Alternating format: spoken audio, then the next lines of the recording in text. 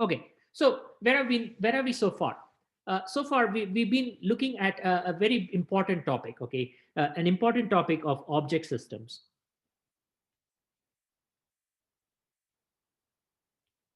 and especially focusing on Scala. Why Scala? Because as far as I know, Scala is one of the most powerful object-oriented languages that exist. So Scala is actually an object-oriented language. It's a first-class object-oriented language. So what does that mean?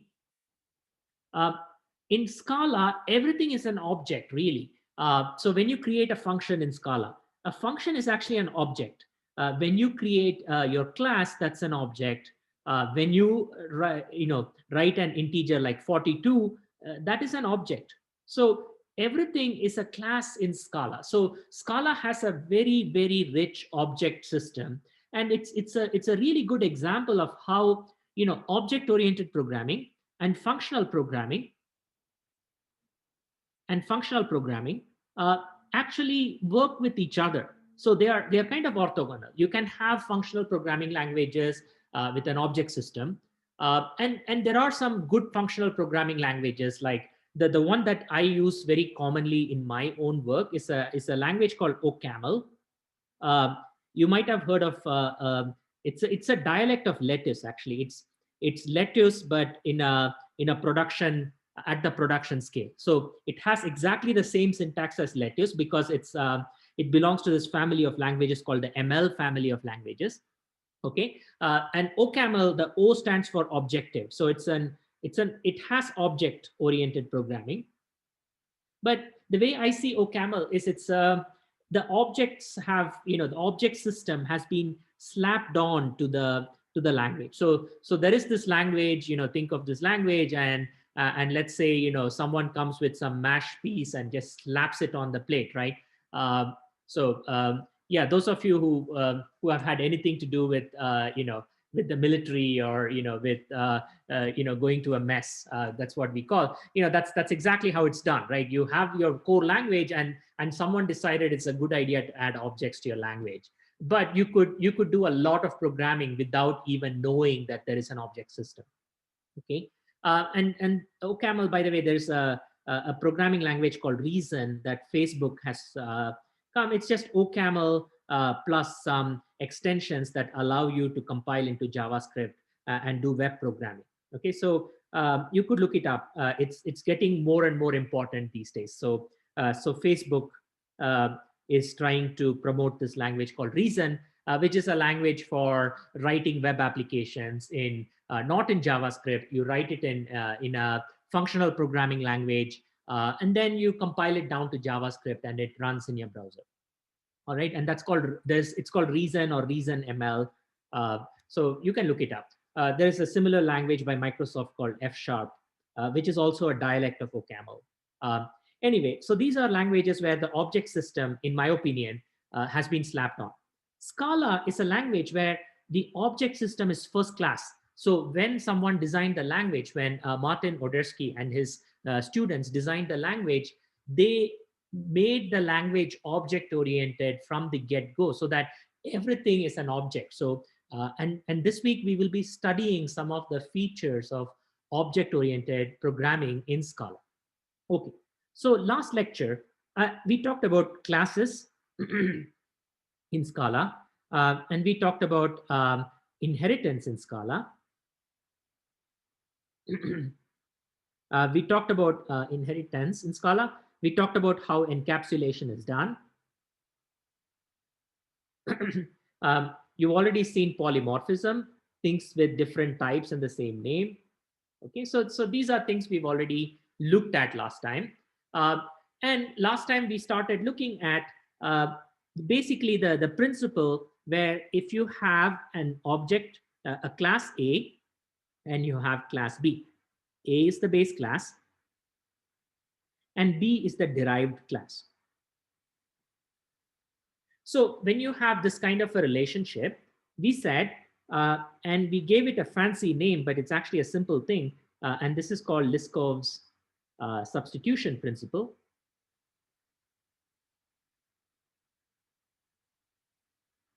Who's this Liskov? She is Barbara Liskov, uh, still around.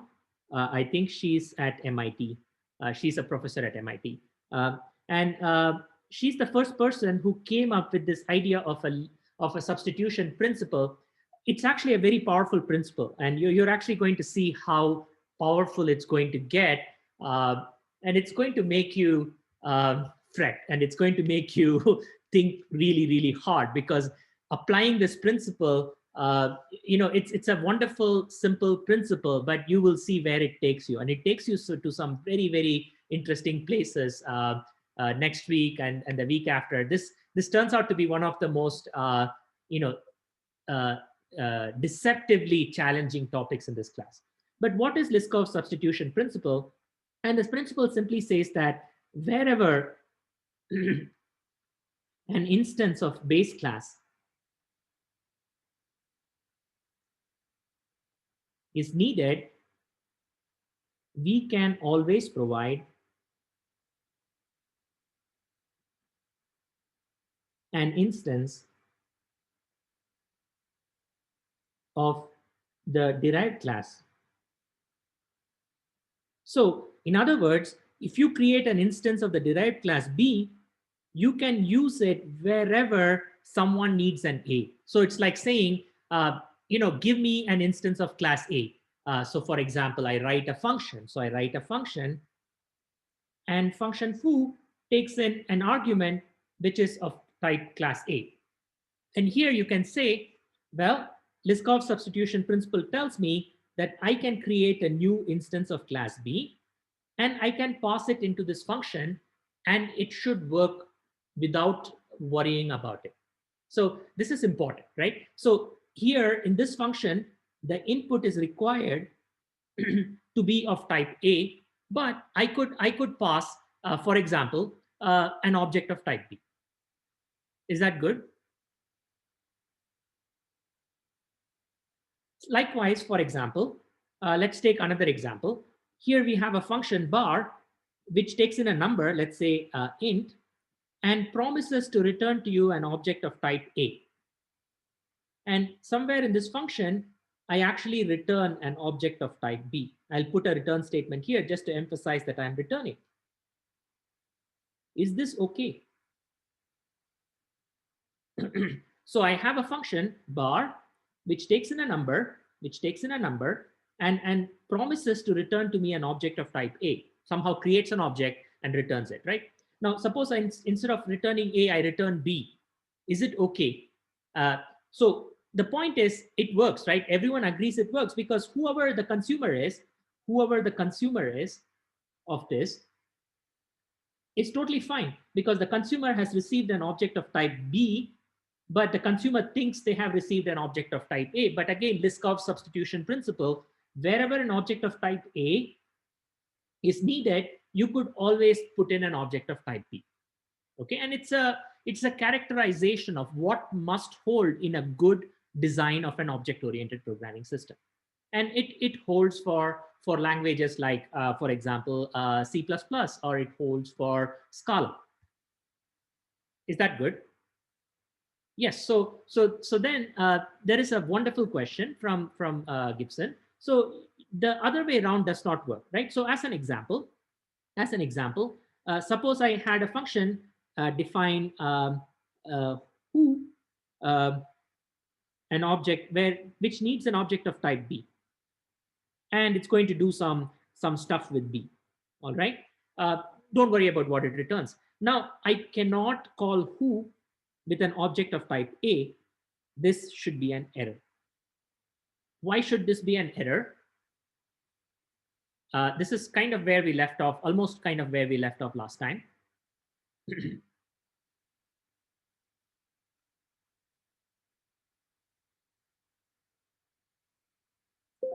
Can you tell me, like, try and explain why would this be an error? Yes, so Laura is absolutely right. Thank you, Laura. You might have stuff in B, right? So you might have b.foo, you might have b.field, you might have b.stuff. And it turns out that A might have some of this. So A might have a field called stuff, but B might have extra things. B might have foo, B might have field, right? So B might have extra things that A does not have. And this function might rely on that. The working of this function might rely on B having more things that A does not have, right? So inheritance, remember, whatever is in A, all the fields in A, all the members in A should be fields and members of B, and B could override that. But not the other way around. B can have extra things that A did not have. This is extremely important intuition. If you have this intuition, then you're doing good. Okay, but if you it works when you have an A and you pass a B, because B has everything A has. Exactly, Salvatore is exactly right, because you that's Liskov's substitution principle. So what you have stated is Liskov's substitution principle, and B could have more. This is a very important concept that you have to keep in mind, because this concept is going to we are going to apply this in some weird ways, and you're going to see this in a second. Very good so far. All right. So as an example, the same thing works for return types as well. So if you had a function, define I don't know, BAZ function, which takes in a number and returns a B. Now such a function, cannot internally, you cannot return an A. Okay, so William has a great question. Can B's change stuff from A? Yes, and that's called overriding. So can B change stuff? Sorry, uh, something's gone wrong. Hold on. I think I accidentally started recording. All right, can B change? Uh, can B change stuff from A? And so there is a better way of putting at it. This change stuff is called overriding. So remember, B can override stuff from A. Yes. So the override definition comes because you have to override, and that's called overriding. So as an example, let's have a class A, and let's have fields, let's say F. Let's have a field F that's an int. So let's say we have an integer. Let's say we have a field G, which is a string. Let's say we have a definition, a member function foo, which takes in an integer and returns a string. So let's say A has this. Then B can, so let's say B extends A. I'm not writing the full definition, so you can fill these things in, right? So B can override, right? So B can have val f colon int. Okay, so this is inherited. So if you have fields, then you have to inherit them. So B has to have a val G colon string, because that's inherited, and you better not change the type. So B cannot say, hey, I'm going to override G, and my G is going to be of type int. No, that does not work. All right. So when you override, you still have to have the same type, but for fields, you have to inherit them. So G gets inherited as a string, and there is no choice about that. On the other hand, foo can be defined one way inside the class A. So you can have the definition inside the class A, and you can try to update the definition. So you can say override def foo, but you better not change the type. You better keep the type, because if you change the type, that's wrong. You can't change the type, but you can change the definition, change the algorithm, change the definition. That's fine. So you can override and change the definition. Is that good? Yes. So this is called override. All right. And you have to write the keyword override in Scala, not necessarily in Java. It's been a while since I programmed in Java, so I don't know if you need the override. Yes. So the types have to be consistent, right? You cannot override a function from a base class and change the type, because then you create confusion.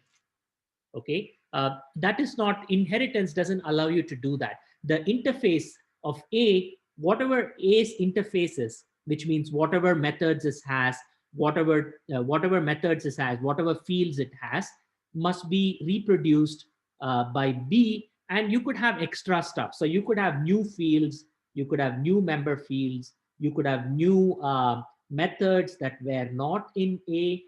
All of those things you can have, but you have to reproduce. If you override, you have to reproduce the same time. Okay, so in Java you do have this decorator thing, right? It's a at override or something. No changing of function parameter types or return types. If you are overriding, you have to keep the same. Though there is a slightly there is a nuance here. You can have polymorphic functions. You can have a function with the same name with a different type. That's allowed, but that's not called overriding. That's just changing. That's just having a polymorphic function with a different type, and you can almost think of it as a different function.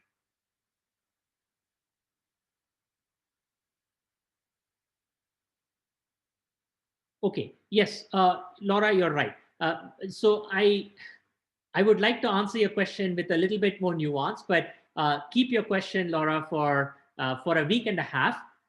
When we talk about the class hierarchy in Scala, and when we talk about covariance and contravariance, I will refine my answer. But for now, your question's answer is let's say yes, but I will refine the answer to your question a little bit. Okay, it's not as strict, but there is going to be some.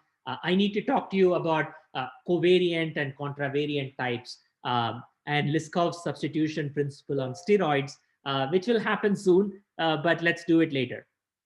You can change the function signature, so it's not as strict, but you have to change it in certain ways, and that depends on your class hierarchy, and there is something called covariance and contravariance. So you are getting ahead of me. For now, let's be strict and say you cannot change the type of the function.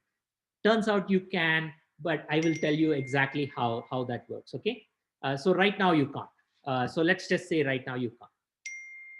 All right. Sorry, I wanted to put do not disturb, but I don't know how to put do not disturb. Um, all right. Is this okay? All right. So let's keep moving. So another thing I wanted to talk to you about, and this is from last time, is the notion of dynamic dispatch. Uh, Hold on. Why is this popping up? Okay. It's the notion of dynamic dispatch. All right. Yeah, I agree. You should run for president. Right. So let's do dynamic let's talk about dynamic dispatch. Okay. So what is dynamic dispatch? And so we'll talk. We started with this concept last time. All right. Okay. So what did we do last time? So last time we defined. So maybe this is a good time for me to move from this to my Jupyter notebook. So let's share my browser. All right. Okay. So let's do a new notebook. So I started with this last time. So I said, let's define a class A. Let's have some members. Let's say val, n colon int, uh, and let's put some functions. Define foo, x colon int, colon, let's say, a equals new a x, something like this. So here we have a class A. Okay, and let me build a class B. Val, oh, and let me put a print statement.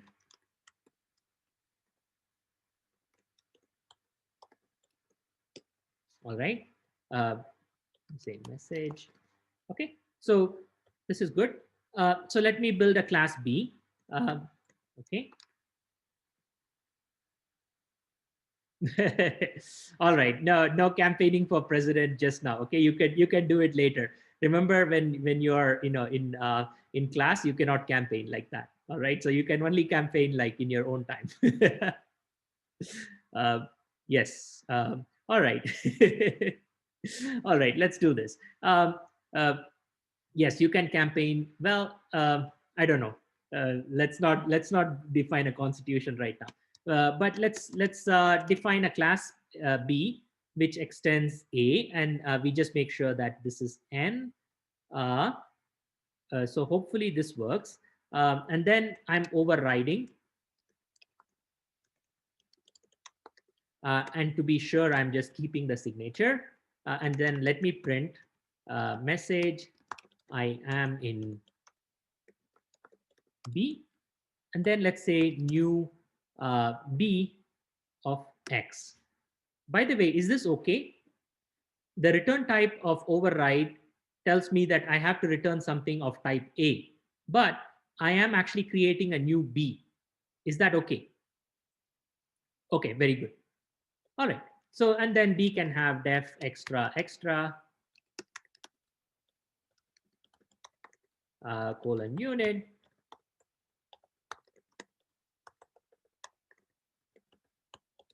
And then let's say print line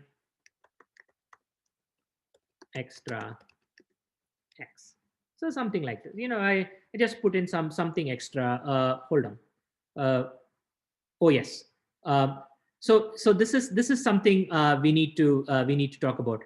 Let me call this something else. Let me call this field N2. N2. All right. So remember, if I'm calling this field N here, uh, in the class parameter, if I call it N, then there is a confusion because B has an N and the A has an N. So I've just called it N2. But Scala actually allows you to do something like this. So you can actually say override val N, and immediately Scala knows that this N is overriding this N. So you can work that way. And then constructor, you have to still say A of N. And this is the part where you're calling the parent constructor. Okay.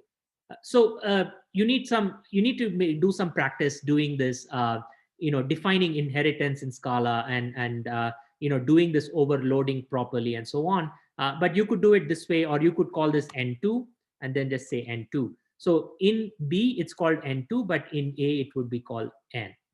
And then you don't need the override. So you can do it one of two ways. Okay. But so now I have B and now I have A. And then let me define a function. Let's say val A colon A equals new A20. Okay. And then let me do val B colon B equals new B25. So I can define A and B. Let me do this something silly here. Val A2 colon A equals new B30. So let's take a look at these three definitions. Nothing surprising about defining an A and instantiating with a new A. Nothing surprising about defining a B and instantiating with a new B. But look at this.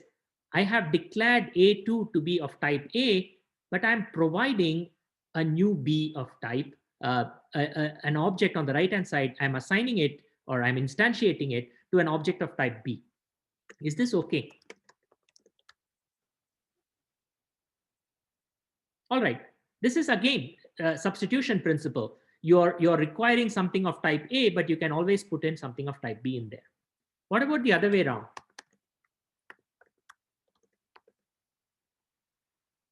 Aha. So Ryan asks, if you do extra extra on A2, will it work? Let's find that out.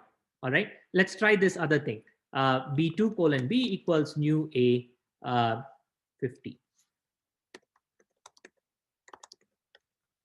2, we already got some answers. So you're not allowed this. So this is not allowed. Everything else is fine.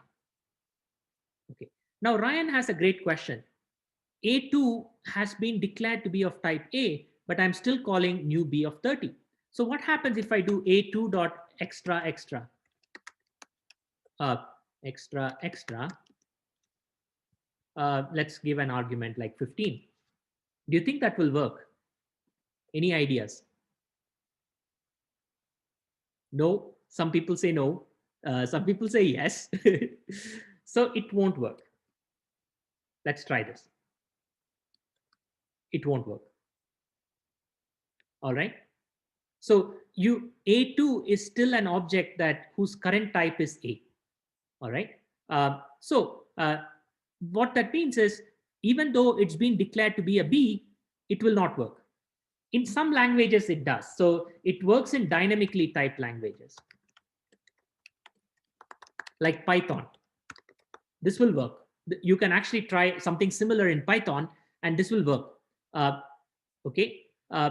Yes. So what you can do is you can do something called downcasting. So I know secretly, I know somehow that A2,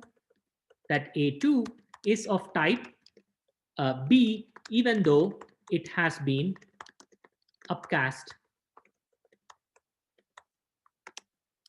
to A. So I know that, right? So what I can do is I can downcast it. So what does it mean to downcast? So I can do something like this. Val B2 of type B is A2, and Scala has this casting function called as instance of. Okay, this is funny syntax, but I can say as instance of B. So I can take A2 and I cast A2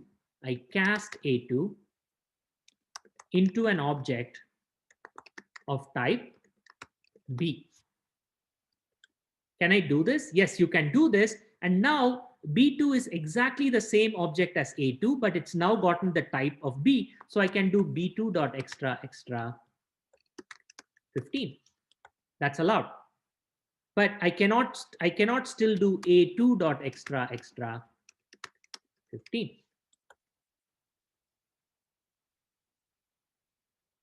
Yes. So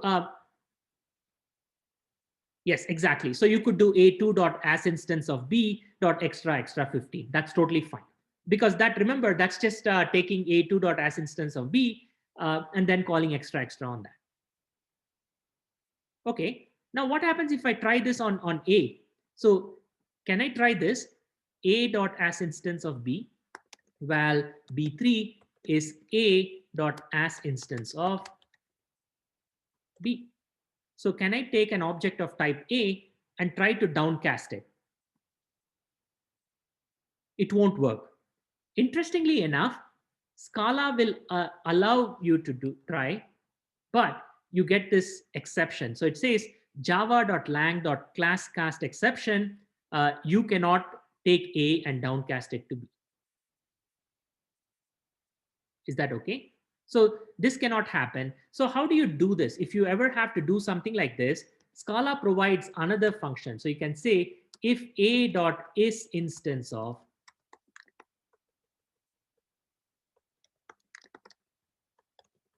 B. So you can check, and this is called is instance of. So this is like a checking function. It returns true or false. True if you can do the cast, and false if you can't do the cast. And then you can say else new B, let's say 25, something like that. So you can always do this, and this will work. So here I'm going to check. So I'm going to check before I try, and therefore I avoid myself a very bad exception. So I can always check this. Okay. And this is used, I mean, people use this all the time. Downcasting and upcasting is used all the time. So, and I will give you some examples. I will try and give you some examples. Okay. Now let me get to another issue here. So recall here that I have foo, which is in A, and I have override foo, which is in B. Is everyone okay with downcasting and upcasting? Yeah. So upcasting can always be done. You can always take a derived class and cast it in the type of the base class. All right. When can you do downcasting? So when can you take an instance of type base class and move it to derived class?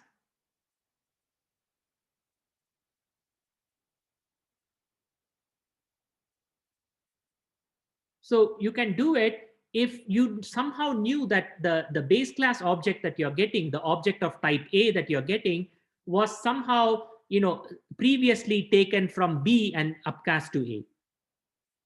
Yes, if the object were somehow previously in the code, somewhere up along the line, you had already downcasted, or you had already upcasted, right? Something that was originally a B got converted into an A through upcasting. So you can always do downcasting. Let me give you examples. But let's also do some. Let me also come up with the last concept, which is called that of dynamic dispatch. Okay, so let's illustrate this concept. Remember, both classes have the function foo, uh, and B has chosen to override A's definition of function foo. Is this okay? So let's do an example. So let's do val A colon A equals new A 15. Again, I'll just create an A, and then let's say val B colon B equals new B 25. And then val C colon A is new B 15. So I have A, B, and C. A and B are straightforward. A is declared to be of type A, and you are assigning an object of type A to it. B is straightforward. It's just declared to be of type B, and you're assigning an object of type B to it. Whereas C, on the other hand, is being declared of type A, but you are providing it with an object of type B, which is totally fine, because you just upcast.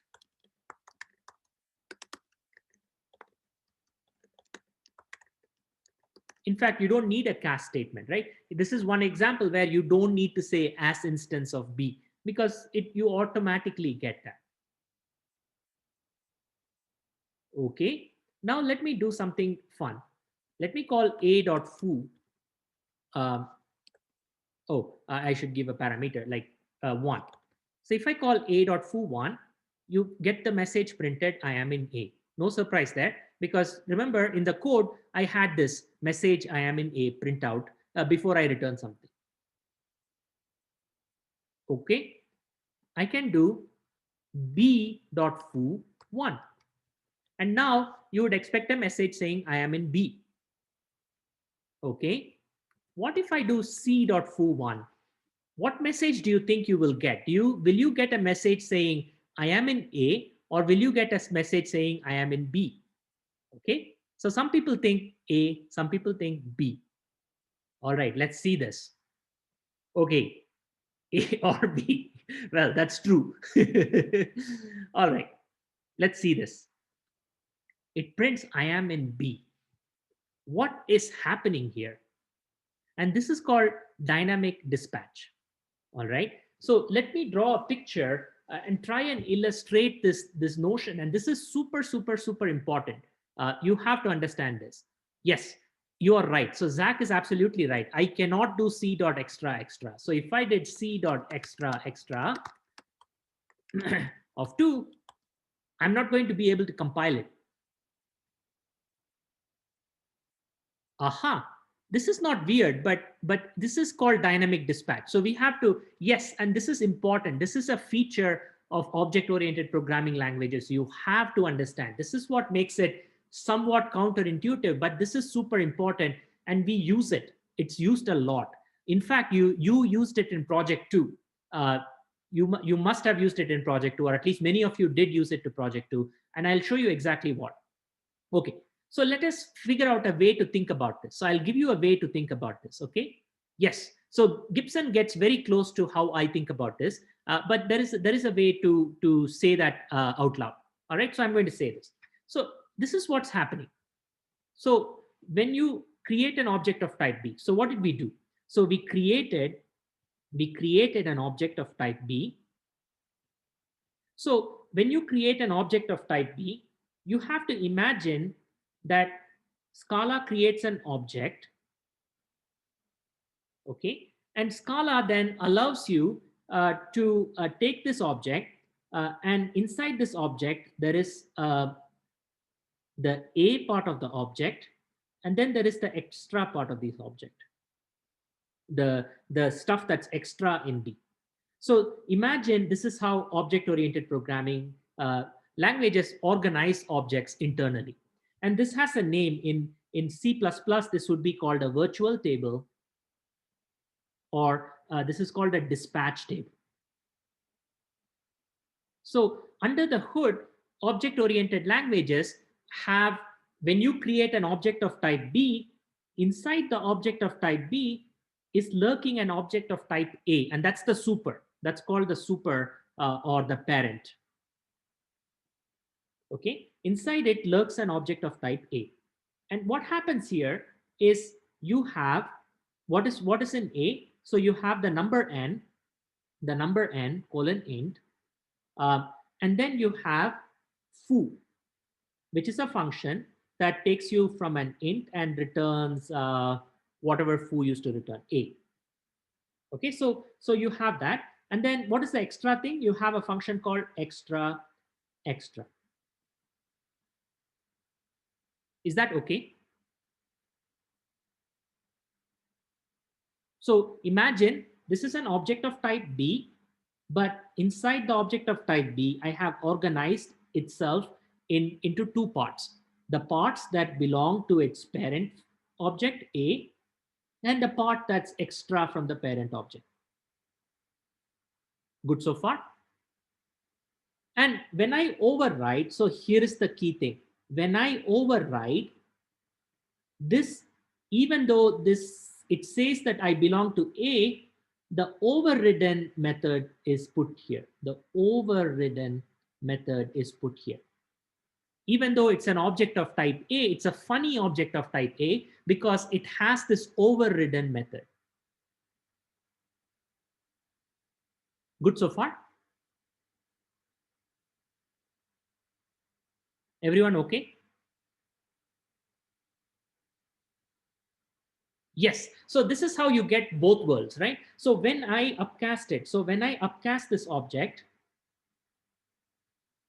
what happens is Scala or any object-oriented language then tells me, okay, now my object is really an object of type A, okay, and it has the field n, and it has the method foo, but this is actually the overridden method. So this is not the original method. This is actually the overridden method, but I don't need to know that because it has the same type.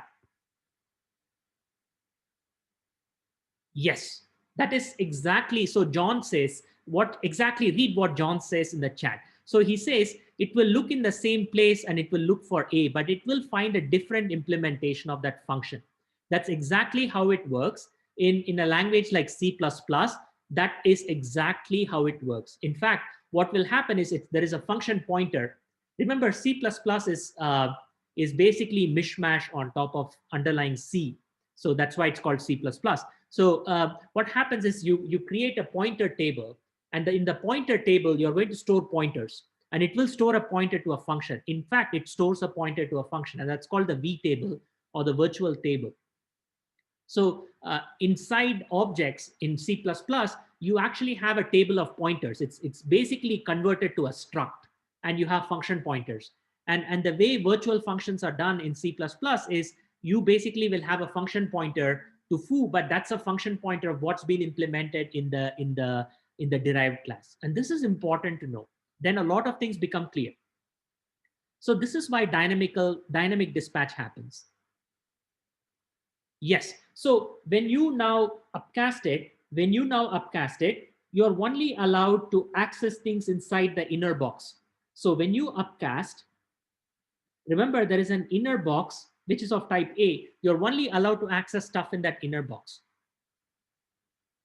And so you are not allowed to access extra anymore because, hey, if you are allowed to access extra, that defeats the purpose. The reason you're not allowed to access extra is because it's not in the inner box. It's in this box that belongs to stuff from B.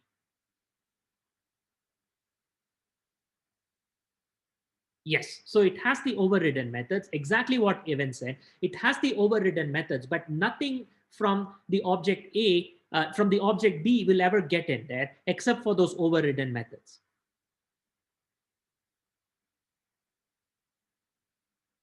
Okay, good. All right. So then what happens is this. How are you able to downcast though? So the cool thing is this. When you upcast an object of type B that used to be of type B into A, what you're telling Scala is just please look inside this inner box of type A and please don't do this. But when you switch, you are going to actually get everything back, right? So yes, so override is just a switch. Exactly. So in fact, you don't even do a switch. What happens is when you have a class hierarchy like this, inside every instance of B lies the stuff that you need to construct an instance of A. So there is inside that. And there you have the overridden.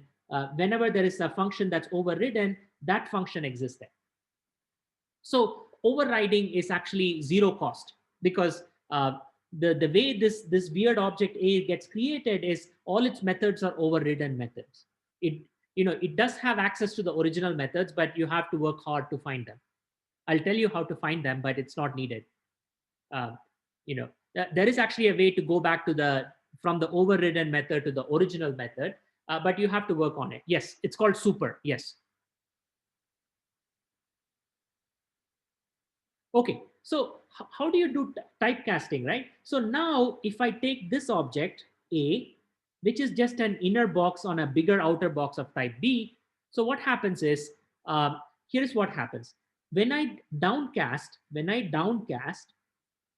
Scala looks to see if this box that's A is actually part of a bigger outer box. It's never discards. So when you upcast, it never discards the extra stuff or the outer box. It just uh, tells you that you can't access those. It basically removes them from the stuff that you can access. But when you downcast back, Scala looks to see if there is a bigger box of type B inside which I found the smaller box of type A. How does it do it? The low level data structuring is not of too much interest to us. You can figure out a data structure that allows you to keep all this information lying around, and if needed, go back. Okay. Um, okay, and it's a good exercise. It's a good senior thesis to design these object systems and explore these object systems, right? It's a good thesis that if you want to do some research or work on this, there are nice ways to implement these things. Okay, don't worry about how you implement these. The important thing is if it finds an outer box of type B, then the downcast gets allowed and you get to do that. On the other hand, if you don't find this outer box, then downcast is not permitted and it throws an exception. But that only happens in runtime because remember, if you had a class hierarchy like this where B inherits from A, C inherits from A, then an object that came from C will have a different look and feel. It will have C, inside it will be a copy of something like A, and then the extra stuff, but this is extra stuff for C, not for B.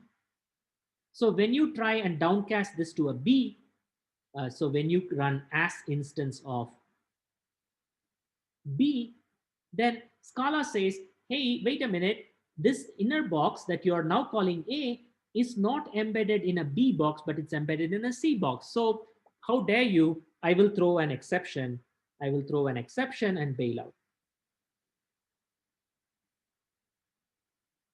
All right. So this is roughly a good mental picture to have when you're working with objects. This actually works in Scala. This works even better in C++. You know, uh, by the way, this is a funny story. I used to work for a large Japanese company called NEC, which had a research lab in Princeton, New Jersey for 4 years. And I was doing a lot of programming languages research. And we were trying to write like tools for finding security vulnerabilities in C programs and trying to find bugs and trying to prove that programs don't have bugs and all that, right?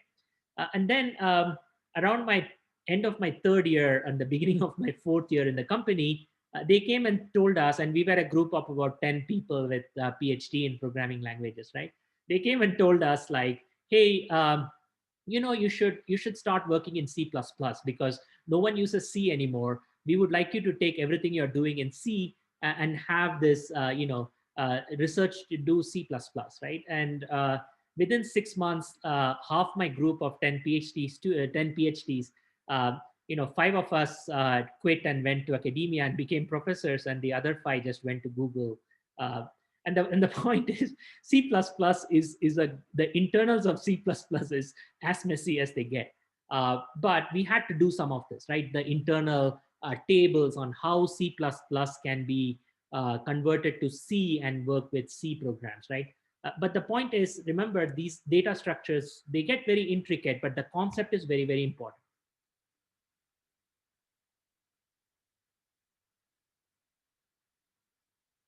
Good so far? All right. So how does this work in Python? Well, I don't want to get too drawn out, but I might as well tell you how this works in Python or a language like JavaScript. In languages like Python and JavaScript, they use something called duck typing. So what does duck typing mean? Well, duck typing means something like this. So suppose I have a class A and I define some functions foo and bar and who. Uh, and let's say I have B, which inherits from A, and I do foo and bar and who, which are just inherited. And let's say I have some extra. Okay. Now, what Python would do is Python would basically allow you to upcast, no problems. And it will also allow you to arbitrarily downcast. So I can take A and downcast it to C, no problem. The only thing that will happen in Python is in duck typing, what you have is, as long as all these fields exist, as long as a field called foo exists, bar exists, who exists, and extra exists, then I will allow the object to be of type B. And likewise, if in C I had foo, bar, who, and extra, which are of the same type, and then some stuff, I will still allow C to be downcast into B. So Python is very, very strange, and it uses this principle called duck typing. So what's a principle called duck typing? Well, if something quacks like a duck and walks like a duck and swims like a duck, then it is a duck. So applying that principle, you would say if a class has foo, bar, who, and extra, then it is of type B. So here you have a class with foo, bar, who, and extra. It is of type B because it quacks like a duck, it walks like a duck, it swims like a duck, it looks like a duck, so it is a duck. All right, so this is funny, but it's actually a technical term. It's called duck typing. JavaScript, some of the frameworks in JavaScript that support all of these things also uses duck typing. So you can do like arbitrary kind of casts. You can get away with it just because of duck typing. If the function doesn't exist, then it will throw an error in runtime, not at compile time. While running, it will actually check and it will say, hey, you tried to cast C into B, but I am expecting these extra methods that don't look.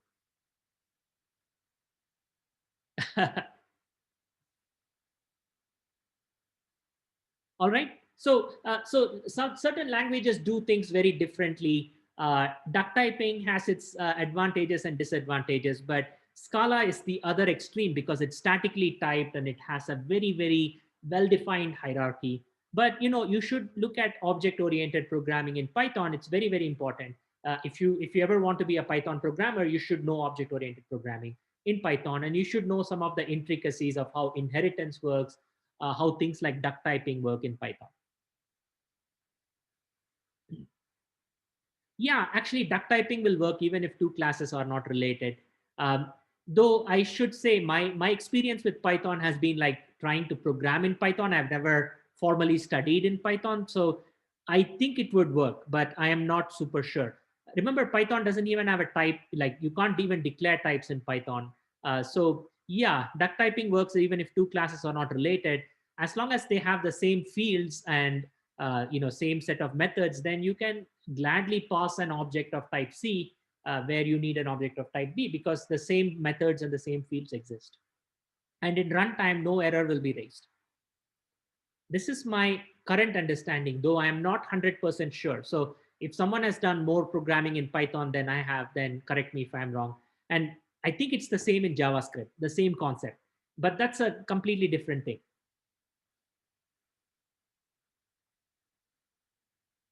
Okay, very good.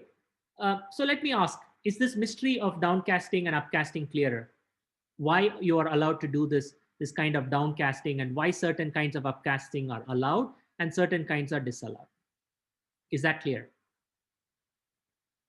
If it's clear, let's do a few extra examples, and let's see then. Okay, so here, going back to my example, remember C is being declared of type A, but it was originally of type B.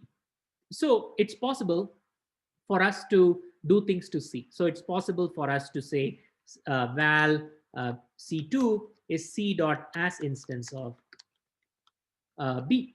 And that's allowed because you are allowed to do it. Okay.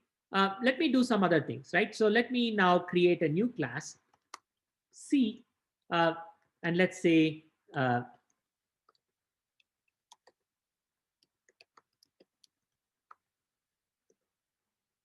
and this also inherits from A, and let's just override this.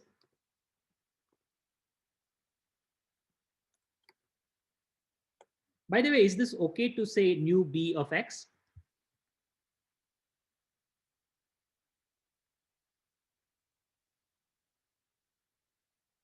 Yes, very good.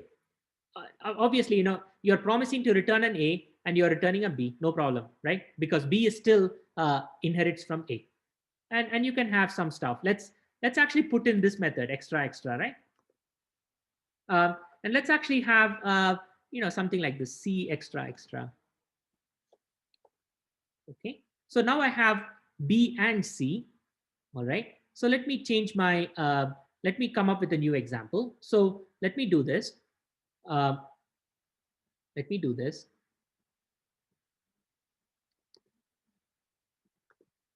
Now let's do a C and then new C. That's okay. And then let's do val D of type B. So obviously the first three are okay, right? You can define an A and assign it to something of type A. You can declare something of type B and assign it to a new object of type B. You can declare something of type C, assign it to a new object of type C. All of these are okay. But when you do this, when you declare something of type B and assign it to a new object of type C, that's not going to work. All right. Why is that not going to work? Because you are neither upcasting nor downcasting. Okay. So you are trying to do something like a side casting. So you're taking C and you're trying to typecast it into B. So this code, by the way, this code is the same as this. So you can say val C2 or temp colon C equals new C of 25, and val D colon B equals new temp dot as instance of B. So this code here, you can view it as the same as this code. You're creating a new C, excuse me, and you're typecasting it to type B. And that's not allowed. That's not allowed. That gives you an exception. On the other hand, notice a difference. Notice a difference. Let me do this again. So I said they are equal, but I kind of semi-lied to you. So notice this difference. So if I do this, if I try to assign something of type B to something of type C, what kind of error do I get? Do I get a compile time error or a runtime error?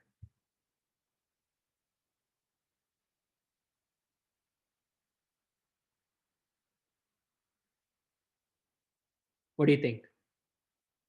Compile time error. So it won't even compile. Look, it doesn't even compile. Yeah, this kind of code will not even compile. Okay. So in fact, I lied to you that it's the same. It's not the same at all. This actually compiles. This actually will compile, but the error you get is a runtime error. Okay, so Beka's question is, what's the difference between new B and new C? Aren't they the same ducks? They are, but Scala doesn't do duck typing. So this is the important thing. Scala does static typing. So duck typing is just Python and dynamically typed languages. Like Python does duck typing. I believe JavaScript does duck typing. So you can actually see this. There is actually a Wikipedia article on duck typing. I'm sure many people have expounded on duck typing. Um, yeah, so you can look at this. So you can look at articles like this. Okay, the duck typing and stuff is what Python does. Scala does not do duck typing. Okay, Scala does static typing. So in static typing, even though they are the same ducks, you cannot do this. On the other hand, this is somewhat interesting, because here, when I run these two lines of code, it actually compiles. The issue is during runtime. Okay, you get a runtime exception, because what is happening is both these are perfectly valid. So you can say that I create an object of type C, and so this is perfectly okay as far as type systems go, and this is also perfectly okay at compile time. But at runtime, it's not okay. It's far from okay, because I cannot take an object of type C and typecast it into an object of type B. Why do I need to do such things, right? So let me give you an example. So as an example, uh, you can write code like this: define, differentiate between objects. And sometimes you have to write code like this, and I'll tell you why. Uh, so I can take a function like this, and I can say differentiate between objects, okay? And I can say if A dot is instance of B, then I can say print you passed B. All right, and I can say this, uh, and I can do val B equals A dot as instance of B, and then B dot make merry, if such a function existed. So now you can call extra extra. So I can say B dot extra extra 25. Else I can say if A dot is instance of C. So I can in runtime, I can check types of objects. At runtime, I can downcast objects. Okay, and you can do stuff like this. So I can say print line you passed C, and then I can say val C equals A dot as instance of C, and then you can say C dot extra extra 50. Else print line, it must just be an A, and then stop. I can write functions like this. So this is called runtime checking the types in runtime and dispatching in runtime. So I can do these kinds of things, and this allows me to implement some functionality in object-oriented languages. Okay, though I really would not like to do this. If I ever had a need to do this, what I would do is I would actually define extra extra in all three classes. This is kind of something you can do. You can just define extra extra in all three classes. I shouldn't be using, I promised. Okay, let's do this. Yeah, so you can do this, right? So you can define extra extra. In A, you get to override it. So this is the preferred way to do this. This is the preferred way to do this.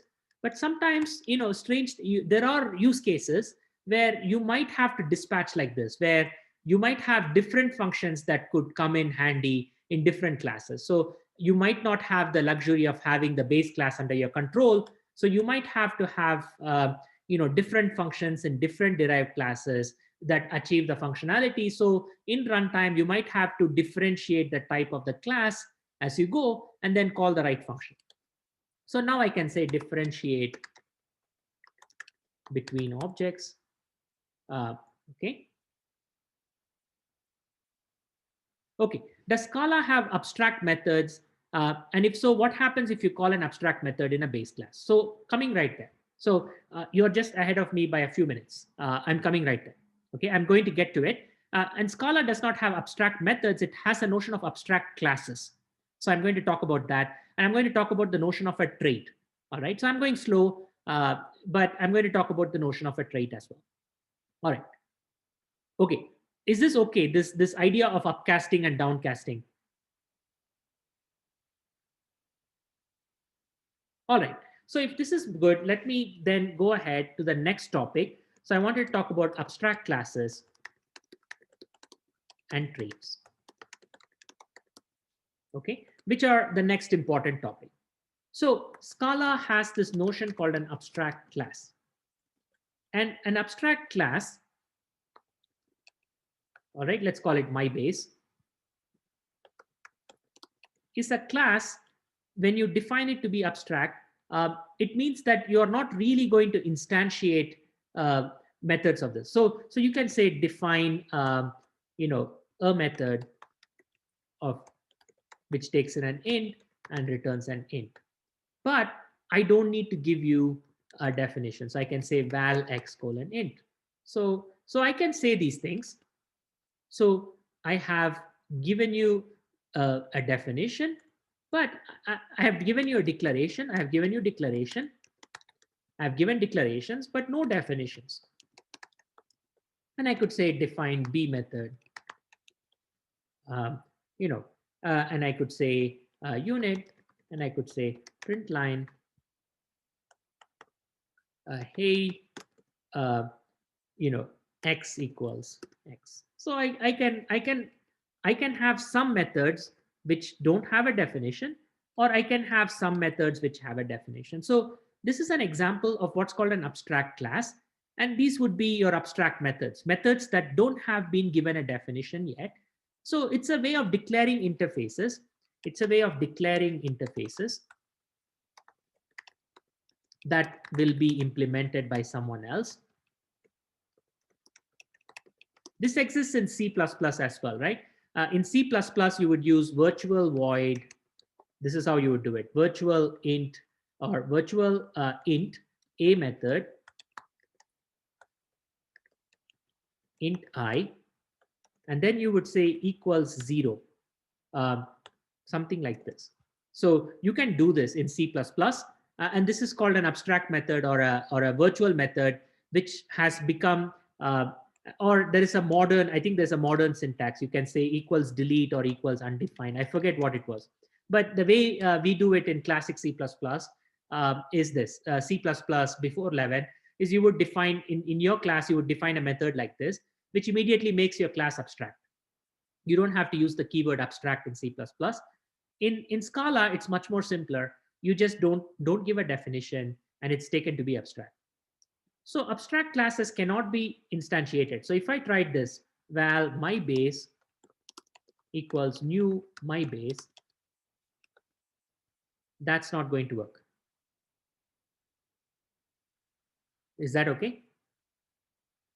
So you cannot instantiate an abstract class. The only way you can do it is you have to derive it. And so you can say class my base implementation, and then you can now say extends my base. Okay, and you can do some cool things, like you can say override val x colon int. And so now this x was a field inside the base class, and you promoted it to be a parameter, like a method parameter inside your derived class, and this x links to this x here. Okay, and then you can, what do you need to do now? So you can say define a method, and you have to override. I don't know why you have to override. I will check that whether you have to say override in this case, but it's okay to say override. And then you can say I plus X or something like that. And so this now becomes a complete definition. Why? Because this X, which was declared here, is now defined by making it a class parameter. Alternatively, you can say val x2 colon int, and here you can define override val x equals x2 plus 1, something like that. So you have to define define X, initialize X, and you have to override a method. If you don't do that, if you don't do that, if you forget to do any of these things, you will get a complaint. It says class MyBase implementation needs to be abstract since a method in class MyBase is not defined. Yes. So now you could define this to be abstract. So you could define it to be abstract, and that's totally fine because what you're saying is I'm still missing a method, but someone else will implement me, right? But if you want to make it not abstract, if you want to have things of this type, you have to do it like this. You have to do it like this.